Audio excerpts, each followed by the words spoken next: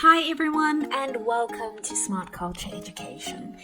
This is the place where we make learning simple, clear and engaging. If you're new here, don't forget to subscribe so you can join us on this journey of mastering maths, science and more. A rock with a mass of 2.4 kilograms is lifted vertically to a height of 30 meters.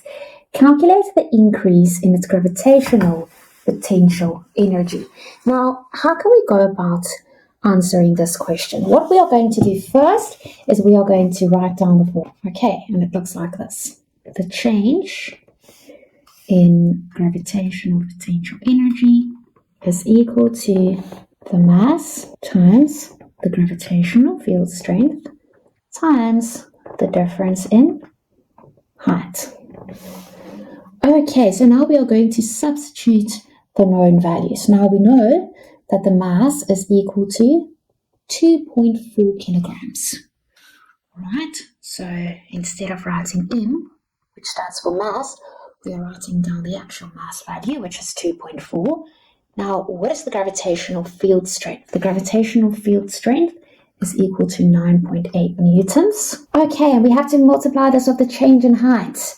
So they tell us that this rock is lifted vertically to a height of 30 meters. So the change in height will be equal to 30. Okay, so if you now punch this into your calculator, if you now do this calculation, 2.4 times 9.8 times 30, you will get an answer of, let me just double check it on my side, 2.4 times 9.8 times 30, you will get an answer of 705.6 joules. Okay, so we can say that the rock gains 706, if you round it to the nearest whole number, 706 joules of gravitational potential energy. Or the rock gains 705.6 joules of gravitational potential energy. Okay, let's have a look at this next question. A tennis ball of mass 57 grams is moving at a speed of 40 meters per second. Determine its kinetic energy. Now, kinetic energy is the energy of motion. The faster or more massive something is, the more kinetic energy it has. Okay, so what I'm going to do first is I'm going to convert this to kilograms. Because if we want to use the kinetic energy formula, we have to work with kilograms. So I want to convert it from grams to kilograms. And this means I have to take this value and divide it by 1000. Okay, so let's write down the formula, the kinetic energy formula. It looks like this. Kinetic energy is equal to a half times the mass times the velocity squared. Okay, so it's going to be a half times the mass in kilograms. So 57 divided by 1000 is equal to 0.057, and we have to multiply this by the velocity, or the speed. In this case it's 40, so it's going to be 40, and we have to square it. So if you punch this into your calculator, what do you get? You will get an answer of 45.6 joules. We are working with energy, so the unit will be joules. Let's do another example. A 0.3 kilogram ball is dropped from rest from a height of 25 meters. It reaches the ground with a speed of 22 meters per second. Ignore air resistance. Calculate the kinetic energy gained by the ball. Calculate the gravitational potential energy lost by the ball. So now we are going to solve this mechanics problem about energy changes when an object falls. So I'm going to read the question one more time. A 0.3 kilogram ball is dropped from rest from a height of 25 meters. It reaches the ground with a speed of 22 meters per second. Ignore air resistance. Calculate the kinetic energy gained by the ball.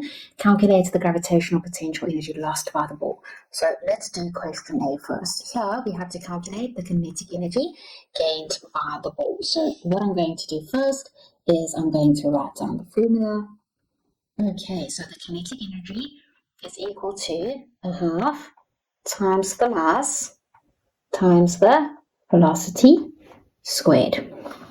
So here the mass will be in kilograms, V stands for the velocity, meters per second, or the speed, and with the gravitational potential energy, let me write down this formula so long.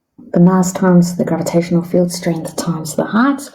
So the G in this formula stands for the gravitational field strength or the gravitational acceleration of 9.8 meters per second squared, and the H stands for the height in meters. Okay, let's get back to question A. Here we have to calculate the kinetic energy gained by the ball. I've written down the formula, and now we are going to substitute the known values into this formula.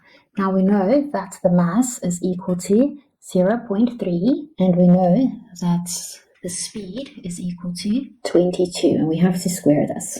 So if you punch this into your calculator, you'll get an answer of 72.6 joules.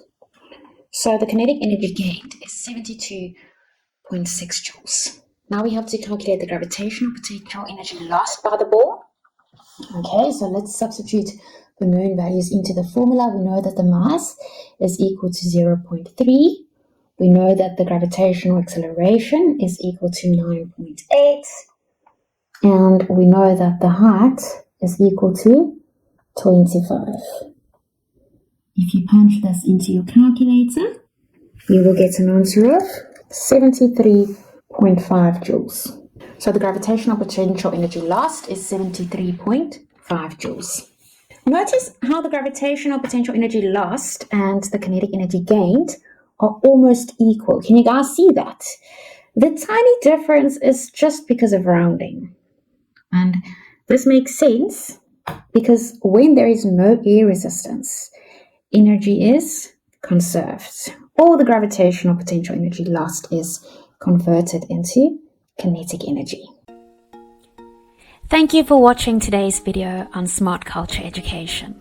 If you found it helpful, don't forget to hit the like button and subscribe to the channel. And if you want to stay updated, tap the notification bell so you never miss our next lesson. See you in the next video.